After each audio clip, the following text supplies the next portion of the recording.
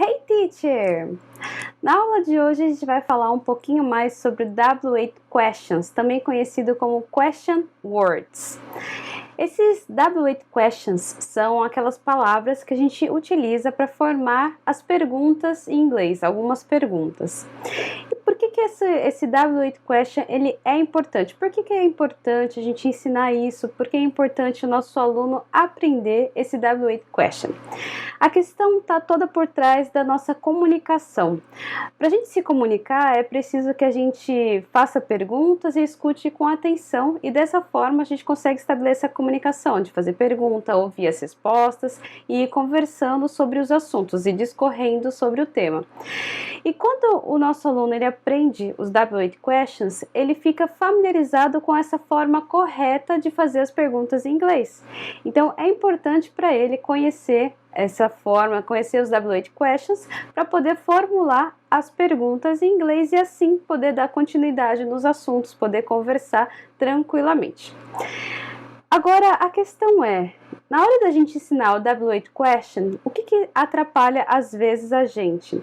É que os nossos alunos eles podem ter dificuldade em memorizar todos os W8 questions. Por isso, na aula de hoje, eu vou te mostrar como que você pode trabalhar essa questão da memorização com seu aluno. Claro que a gente não quer que ele só decore os W8 questions, porque só decorar não adianta. Ele precisa entender como é que funciona e precisa entender dentro de um contexto, ele precisa observar dentro de um contexto para ele poder começar a utilizar e assim conseguir se comunicar plenamente. E claro, tudo isso com aquele estímulo, para a gente estimulando o nosso aluno a ter interesse pela nossa matéria. Quando a gente traz para a questão de realidade, quando a gente mostra para ele maneiras diferentes de aprender esse assunto, a gente está estimulando o interesse dele. Então, dessa forma, você vai ter alunos interessados na sua aula. Com isso, vamos dar uma olhadinha então nos W8 questions. Primeiro ponto é a gente mostrar para os nossos alunos quais são esses W8 questions. Então, aqui eu tenho eles alistados, que é o what, where, when, why, who, which, whose, whom, how many e o how much. Depois que a gente mostra para os nossos alunos, é sempre importante a gente estabelecer com eles a tradução. Qual é a tradução? Qual é o significado dessas W8 questions?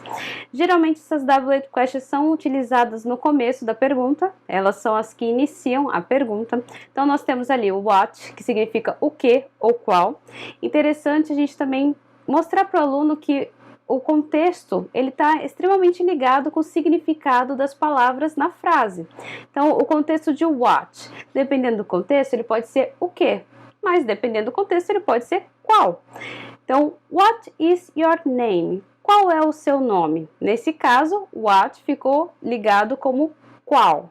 Ou então a gente pode perguntar what is this? Que significa o que é isso? Nesse caso, o what ele está relacionado, ele significa o que. Então depois nós temos o where, que significa onde, depois o when, que é quando, why, que é porquê de pergunta. Eu gosto de brincar que o why, ele tem aquele sotaque mineiro, né? O mineiro costuma falar why. Então eu brinco para os meus alunos, para facilitar a memorização deles, eles utilizarem essa técnica de lembrar que o why é mineiro, que o porquê é mineiro. Também é importante a gente lembrar que o why ele é só utilizado para perguntas. Na hora de responder é igual no português. No português a gente tem o porquê separado, que é para pergunta, e temos o porquê junto, que é para resposta. No caso do inglês, a gente vai usar uma palavra para pergunta, que é o why, e vamos usar o because para respostas. Importante o nosso aluno entender essa parte também. Depois nós temos o who, que significa quem. Depois nós temos o which, que significa qual. Esse qual, os alunos podem se confundir, porque nós temos o what, que significa qual, e nós temos o which, que também significa qual. Então a gente pode mostrar para os nossos alunos que esse which a gente usa quando a gente dá algumas opções. Por exemplo, que camiseta você quer vestir hoje, a azul ou a rosa? Quando a gente dá as opções que ele vai poder escolher, então a gente vai usar which, que vai mostrar, como eu posso dizer, vai especificar as opções de escolha. Depois nós temos o whose, que é de quem é esse livro, de quem é essa roupa, de quem é esse copo. Whom, que é com quem, sobre quem, com quem você saiu, sobre quem é esse filme. A gente pode usar o whom. Depois nós temos o how, que significa como, e temos o how many e how much. Os dois significam quanto. A gente pode falar para os nossos alunos que o how many é para coisas que a gente consegue contar e o how much para coisas que a gente não consegue. Pode ser um pouco difícil para o nosso aluno entender o que é contável e não contável, porque em português a gente não utiliza esse termo de contável e não contável.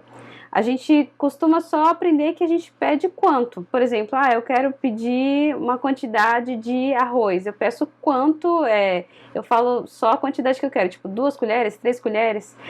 Só que isso, para o inglês, isso seria o não contável, né? Então, vamos explicar para o nosso aluno isso.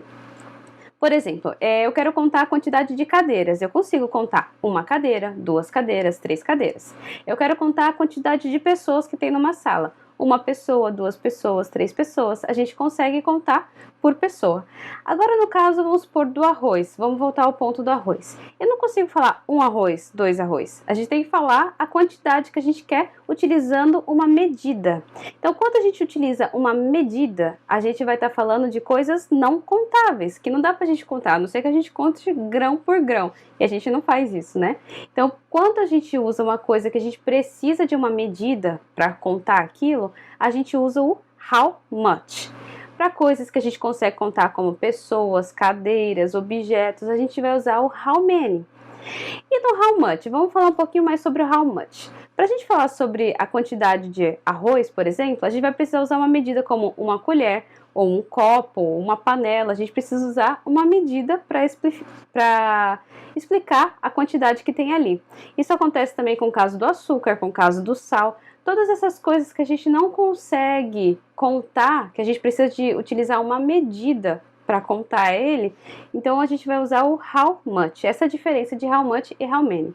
A gente pode explicar dessa forma bem simplificada para o nosso aluno, porque o nosso foco nessa matéria agora não é o how many e o how much, não é em contáveis e contáveis. A gente quer que ele entenda a estrutura da pergunta. Mas é importante a gente também mostrar qual é o contexto por detrás disso, porque o nosso aluno precisa começar a se familiarizar com essa questão do contexto, ele precisa entender o que a gente está explicando, como isso está relacionado com a realidade, como que ele vai usar isso no cotidiano, por que isso é importante. É legal a gente sempre mostrar essa importância da matéria que a gente está ensinando, a gente quer que ele entenda a importância disso, porque só assim ele vai conseguir dar valor e assim crescer o interesse dele pela nossa matéria. Então, depois dessa parte que a gente explicou as traduções, explicou como é que funciona, a gente pode vir para uma parte mais detalhada. Então, nós temos aqui, what é utilizado para coisas e ações. Por exemplo, what are you doing? I'm doing my homework. Então, o que você está fazendo é uma ação. Eu estou fazendo a minha lição de casa. What is this? O que é isso? This is a flower. Então, quando a gente estiver falando de coisas e ações, a gente vai usar a pergunta what. Who is he? He is an actor. Então, aqui a gente está utilizando para pessoas. O who ele é utilizado para pessoas. When. When é utilizado para indicar o tempo. Então, when is the party? Quando que é a festa? It is tomorrow night. Vai ser amanhã à noite. Então, when, utilizado para tempo. Temos o where, que é utilizado para indicar o lugar. Por exemplo, where do you live? Onde você mora? I live em São Paulo. Então, where, utilizamos para lugar. Depois nós temos o why, o nosso mineiro why.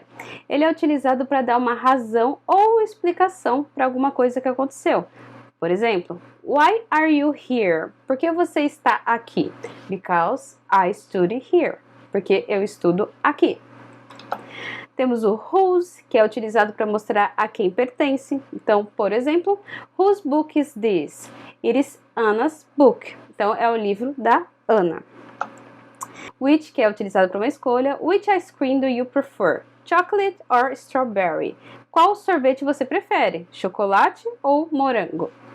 Então, aqui nós temos aquela questão que a gente acabou de falar, a questão da gente dar as opções. Quando a gente dá as opções, a gente estabelece quais são as escolhas que ele pode fazer. Então, nesse caso, a gente vai usar which, que significa qual sorvete você prefere.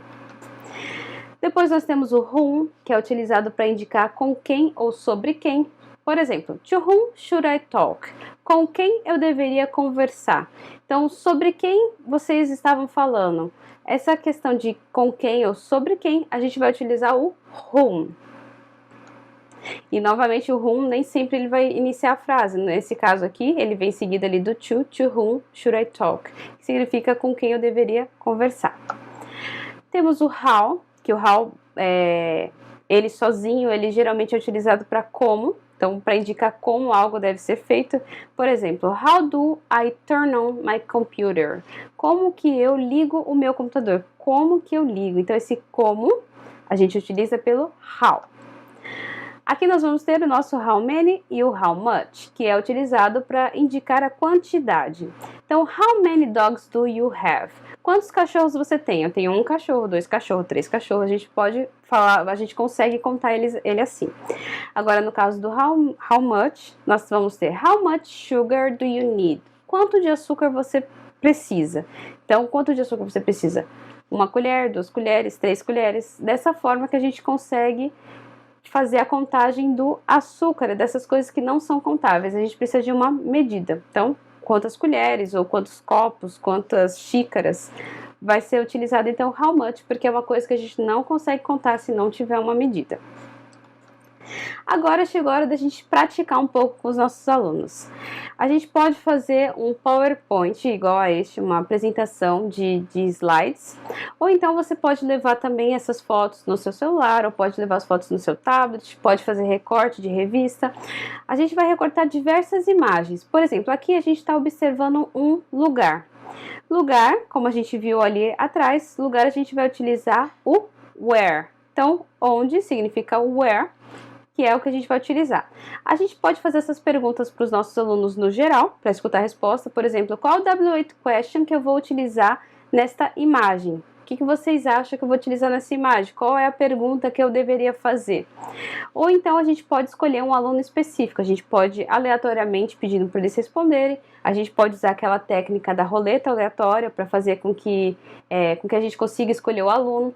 Claro que se for a roleta aleatória, você pode também considerar, em vez de escrever nome por nome dos alunos na roleta, você pode escrever só os números da chamada correspondente ao aluno, tipo número 1, número 2, número 3, a gente escreve e na hora que sortear o número, a gente confere na chamada quem é o aluno e pede para esse aluno responder qual é o W8 question indicado para essa imagem. Novamente, a gente tem uma imagem aqui do ator Will Smith. A gente pode perguntar qual é o W8 question que eu poderia utilizar para perguntar quem é essa pessoa. Então, os nossos alunos vão poder responder who, ou o aluno aleatório vai poder responder who. Novamente, nós temos aqui uma quantidade de pessoas, os alunos vão poder contar, a gente pode reforçar que essa quantidade é uma coisa que a gente consegue contar. 1 pessoa, 2 pessoas, 3 pessoas, 4 pessoas, a gente consegue contar. Por isso, qual seria o W8 question indicado para essa pergunta? Então, os nossos alunos vão responder, que seria o how many. E quando? Quando a gente fala de data, qual que é o W8 question que a gente vai usar nesse caso? A gente vai usar o when. E o porquê? Qual é o W8 question que a gente utiliza para porquê de pergunta? A gente utiliza o why. Como? Qual é o W8 question que significa como? Como a gente pode fazer algo? E qual é o W8 question que significa como? Então, os nossos alunos vão poder responder o how. Qual é o W8 question que tem 2 significados? Que pode significar o que ou qual. Então, os nossos alunos vão poder responder what. Qual é o W8 question utilizado para falar a quem pertence um objeto ou uma coisa? Então, eles vão poder falar o whose. Qual é o W8 question que a gente utiliza quando a gente tem 2 ou mais opções estabelecidas, especificadas na frase? Então, eles vão falar o which. E nesse caso do açúcar, qual que vai ser o W8 question que a gente vai utilizar para que a gente possa especificar a quantidade desse açúcar? Então, eles vão poder falar o how much. Certo. Então, depois que a gente fez com eles essa prática, esse treinamento, claro que você pode acrescentar mais imagens para dar mais oportunidades para a turma trabalhar em cima disso, ou então você pode pedir que eles também encontrem recortes ou que eles encontrem figuras para poder fazer perguntas em cima disso. É uma atividade que deixa a gente livre para trabalhar em cima dessa prática dos nossos alunos. Depois que a gente passou por essa prática dos alunos, a gente pode vir com uma dinâmica. Essa dinâmica ela é uma dinâmica simples. A gente pode dividir os nossos alunos em 4 grupos na sala, dependendo do tamanho da sua turma. Turmas maiores pode dividir em 4 ou 5 grupos, ou se for uma turma menorzinha, 2 ou 3 grupos. Depende muito da quantidade de alunos que você tem. Porque a atividade vai se resumir dessa forma. Cada grupo vai ter 3 minutos para formar frases em inglês com os W8 Questions. Então a gente vai colocar em grupos de 5, por exemplo. Eles vão ter 3 minutos para pensar em frases em inglês que eles vão ter que utilizar o W8 Question. Então eles vão ter que usar o what, when, where, what, when, where, how, why. Eles vão ter que pensar em frases, em perguntas que eles vão utilizar esses W8 questions.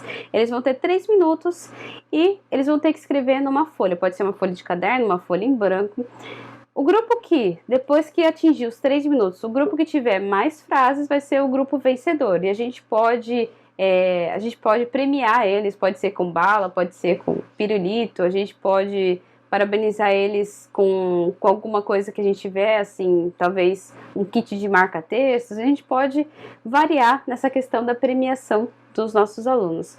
Mas é importante a gente sempre incentivar eles, estabelecer com eles que o objetivo da dinâmica é que eles consigam entender melhor a matéria, e além de entender melhor a matéria, que eles consigam pensar em exemplos reais, em exemplos que se apliquem tanto a eles como à rotina deles, ao dia a dia deles, ao cotidiano deles. Com essa dinâmica, a gente consegue trazer um pouco mais dessa realidade do aluno para dentro de sala de aula. Então, é bem importante a gente fazer essas dinâmicas para incentivar ele a buscar também. Claro que nessa atividade pode ser ideal você fazer antes um brainstorming, fazer aquela aquecimento de ideias, ver com eles o que exemplos de frases que eles poderiam sugerir. Por exemplo, a gente pode perguntar para eles quais são as perguntas que a gente utiliza a palavra qual, quais são as perguntas que a gente começa com o quê, quais são as perguntas que a gente começa com porquê. A gente pode fazer esse brainstorm até mesmo falando, nem precisaria escrever, a gente pode fazer com eles esse brainstorm, só para eles ficarem mais aquecidos nas ideias. E também a gente pode deixar claro que essa dinâmica ela tem o objetivo deles aprenderem mais. Então, se surgir alguma dúvida durante aquele momento que eles estão pensando, a gente pode sim ajudar, a gente como professor pode sim ir lá, talvez eles tenham dúvida em como se escreve alguma palavra, a gente pode escrever na lousa, porque isso também vai ajudar as outras equipes a aprenderem aquela palavra, também utilizarem as perguntas com aquilo, também vai deixar eles mais à vontade, mais confortáveis para perguntar alguma coisa. Então é uma dinâmica bem tranquila, uma dinâmica que faz eles ficarem aquecidos nessa questão do W8 Question e trazendo para o cotidiano deles, trazendo para o que é real para eles.